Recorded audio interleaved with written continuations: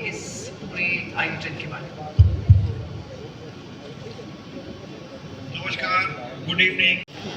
और यूरोप के साथ में, यूरोप के एक हिस्से के साथ में हो चुका है और यूरोप के साथ में भी बहुत जल्दी होने वाला है।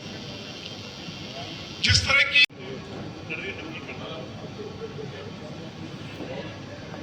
इस फेयर के बारे में लेने के लिए आई इनवाइट कवरेज देते हुए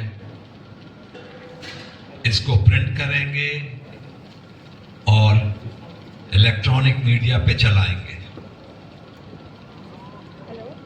जैसा कि हमारे पास प्रेसिडेंट पूरन डावर जी ने बताया कि इंडियन उठाए।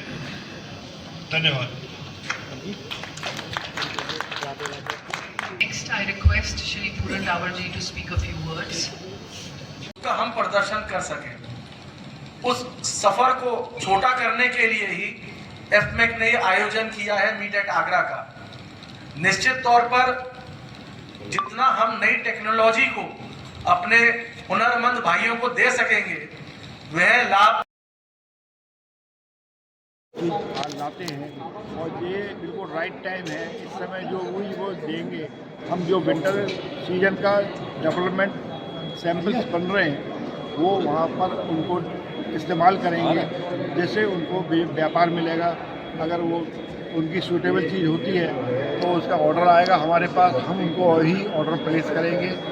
मीट एट आगरा यहाँ पर जितने भी हर तरह की इंडस्ट्री जिस लेवल की भी हो, छोटी हो बड़ी हो, छोटे कारीगर हो, उन सबको ये मीट एट आगरा से फ़ायदा पहुँचेगा, क्योंकि यहाँ पर सब तरह के डिस्प्ले कंपोनेंट डिस्प्ले हो रहे जा रहे हैं। 250 स्टैंड पर डिस्प्ले होगा और 5000 के आने की विजिटर्स के आने की उम्मीद है। ठीक है, इस बार तो ये क्या नया देखने को ये एफमेक के द्वारा मीट एट आगरा का आयोजन किया जा रहा है। ये उसका 17वां संस्करण है।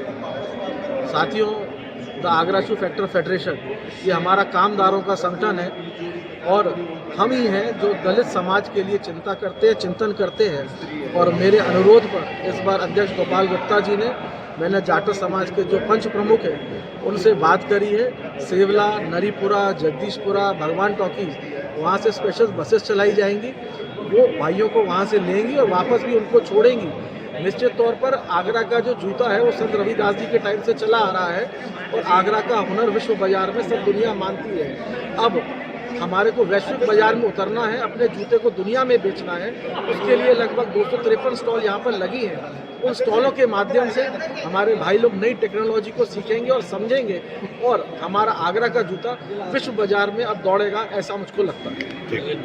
जो छोटे व्यापारी हैं, जैसे अपने अपने कारखाने चला रहे हैं, उन लोगों को कैसे लाभ इससे मिल सकता है? क्योंकि वो कहते हैं कि साहब 6 महीने काम चलता है, 6 महीने नहीं चलता है। आपकी बात बिल्कुल सही है। मैं 6 महीने भी नहीं है, मैं आपको बताऊँ, अगर कैलकुलेट किया जाए सैटरडे संडे मंडे के हिसाब से भी तो सिर्फ 4 महीने का कारोबार है, 8 महीने आराम है। इस कारण हमारे दलित भाई कर्जों में डूब जाते हैं, उनको गलत रास्ते के लिए आप जाने पे मजबूर करते हैं। उनको सब्जी की ढेल लगानी पड़ती है, किसी को नल का काम करना पड़ता है, कोई प्लम्बर बन जाता है। ये हमारे लिए दुर्भाग्य की बात है। सरकार को इस तरफ थोड़ा सोचना चाहिए कि हम नई टेक्नोलॉजी के यहाँ पर सेंटर खोलें ताकि जो स्किल डेवलपमेंट का प्रोग्राम्स हैं वो यहाँ पर चलें और जो हमारे दलित भाई हैं जिनके पास 4 महीने काम रहता है, अगर वो नई स्किल को सीख जाएंगे, उन्नत जूते को बनाना सीख जाएंगे, अगर डोमेस्टिक में डिमांड कम होगी तो वो अपना जूते को विश्व के बाजार में बेच पाएंगे। पर वो तभी संभव हो सकता है कि उनको उन्नत टेक्निक सिखाई जाए। हमारे पास हुनर तो है, हाथ के कारीगर हैं, पर हमारे पास नई टेक्नोलॉजी सिखाने वाले लोग नहीं। ठीक है। देखिए, मीट एट आगरा का 17वां संस्करण Agra footwear manufacture exporter chamber 2007 से ये मीट एट आगरा कर रही है, जिसमें देश विदेश से जितने भी कंपोनेंट जूते में लगते हैं, 50 से ऊपर कंपोनेंट लगते हैं। कई तरह की मशीनरीज आती हैं, जब लेदर रहता है, अलग अलग तरह की सिंथेटिक लेदर से या टेक्सटाइल में जो आजकल कॉम्बिनेशंस बन रहे हैं, उन सबके सप्लाई चेन यहाँ पर इकट्ठी होती है, अपने प्रोडक्ट को एग्जिबिट करते हैं और इससे नई नई सोच से पता लगती है। और चाहे यहाँ का छोटा से छोटा आर्टिजन हो या डोमेस्टिक इंडस्ट्री का हो या फिर एक्सपोर्ट से जुड़े हुए लोग, सारे लोग इसमें प्रतिभाग करते हैं और हम आपके माध्यम से सभी लोगों को यहाँ आमंत्रित करते हैं कि ज्यादा से ज्यादा लोग लाभ ले सके, क्योंकि भारत एक ऐसा देश है कि जिसमें बहुत अधिक मात्रा में हमारी श्रम उपलब्ध है और ये श्रम आधारित उद्योग है। श्रम आधारित उद्योगों की संभावनाएं भारत में और बढ़ रही है।